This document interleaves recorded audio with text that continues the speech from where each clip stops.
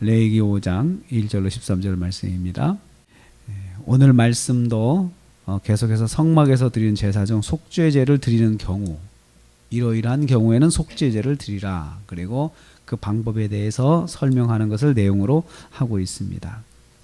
허물이 있음을 깨달았을 때는 속죄제를 드려야 했습니다. 1절에서 5절 말씀에 보면 그 경우를 말씀하고 있는데요.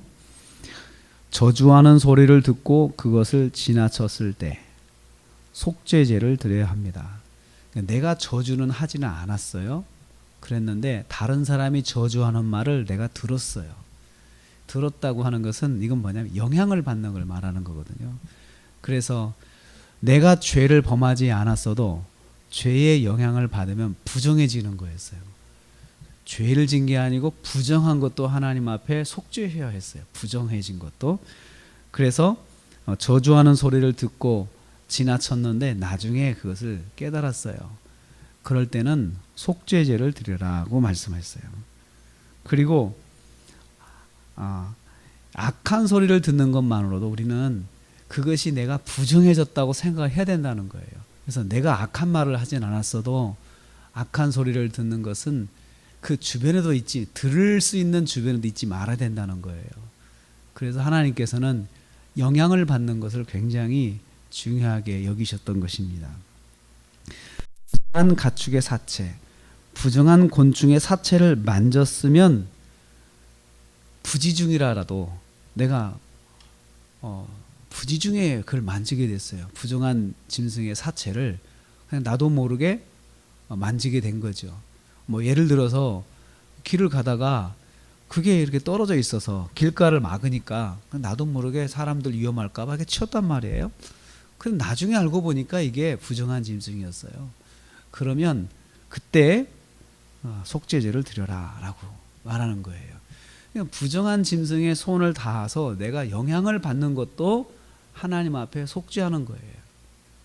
또 내가 모르고 그 사람하고, 이제 이 사람이 죄를 진 사람이에요. 근데 이 사람이 죄를 안 졌어도 부정해진 사람이 예를 들어 짐승의 사체를 만졌다든가 이제 부정해진 사람인데, 그 사람이 부정해졌던 사람이고 부정으로 속죄제를 드렸다는 걸 나중에 들었어요. 그러면 그러면 내가 그 시점을 계산해 보니까 내가 그 사람 부정할 때 그 사람하고 손을 만졌네. 그러면 그 사람 거기에 대해서, 부정한 거에 대해서 속죄제를 드려. 내가 부정을 행한 것도 아닌데 그렇게 하라는 거예요. 또 어떤 사람이 이제 말로 맹세를 했는데 악한 일에 맹세해서 내가 너를 반드시 내가 복수할 거야, 뭐 예를 들어 이런 말을 했다든지 이런 맹세를 했어요. 또 선한 것도 내가 뭘 하겠다고 맹세를 하는 것 자체를 하나님께서 하지 말라고 하셨는데 그것을 했어요. 내가 너무 흥분해가지고 했어요. 그러면 나중에 이것을 깨달았을 때 내가 그때 그 말을 하지 말았어야 되는데 이런 생각이 들었으면 그걸 끝나지 말고 속죄제를 드려라. 여기 보면 참 하나님께서 죄의 영향을 받아서 부정해지는 것도 아주 깨끗하게 속죄하라고 말씀하셨어요. 그래서 우리가 영향받는 것도 아주 신경을 써야 된다는 거죠. 그래서 우리가 사람을 만나서 말하는 거 참 중요한 거예요. 말하다 보면 죄를 짓거든요. 말하다 보면 그 사람이 막 누구를 욕하는 걸 들었어요. 이건 부정해진 거란 말이죠. 욕한 사람은 죄를 짓는 거지만 그 사람과 가까이 해서 교제한 것 자체가 부정해지는 거예요. 그래서 거기에 대해서 속죄제를 드려야 했습니다. 그래서 속죄제를 드릴 때는 반드시 희생 제물이 같이 가야 되는데 어린 암양이나 어린 염소를 하나님께 드렸어요. 드려서 속죄 제물로 드렸는데 형편이 안 되면 어떡할까요? 그리고 또 형편이 안 되면은 비둘기, 산비둘기나 집비둘기 2마리를 드려라. 그러니까 여기서 이 속죄제를 드리는데 기본 정신은 반드시 예물을 가지고 가야 되는데 형편이 안 되면 밀가루라 들고 가라. 밀가루.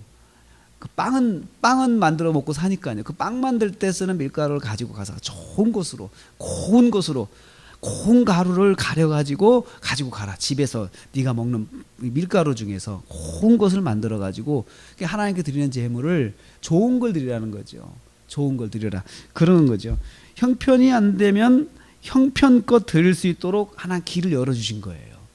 그래서 하나님께서 보면은 예물을 드릴 때 항상 형편껏 네가 할 수 있는 만큼, 그렇지 않으면 드리지 못한 걸로 인해서 자기의 허물이 되잖아요. 또 죄가 되잖아요. 그러니까 하나님께서 그렇게 길을 열어놓은 것입니다.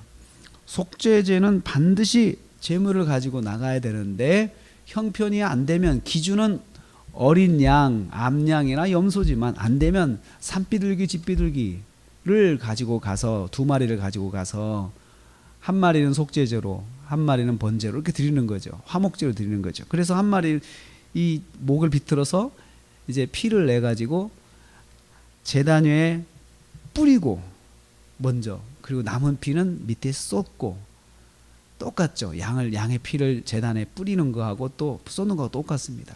그렇게 해서 하나님께 드리라. 밀가루는 그 한 줌만 주어다가 제단 위에 올려서 태우고 나머지는 제사장에게 돌려라 라고 그렇게 했습니다. 부정한 것도 죄악입니다. 부정한 영향을 받는 것도 죄악입니다. 우리는 그래서 이 말씀을 통해서 우리는 죄악에 아주 민감해야 된다.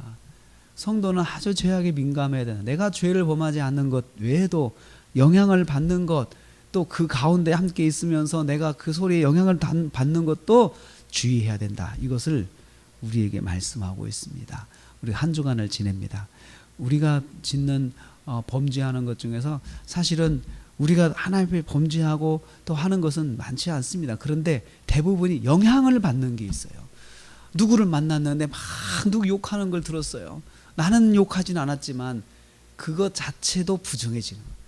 부정한 것도 누가 나한테 오물을 끼얹어 가지고 내 오물을 묻는 것 자체도 죄라는 거죠. 그걸 주의해야 된다. 왜 그럴까요? 예수님께서 바리새인의 누룩을 조심하라 라고 했어요.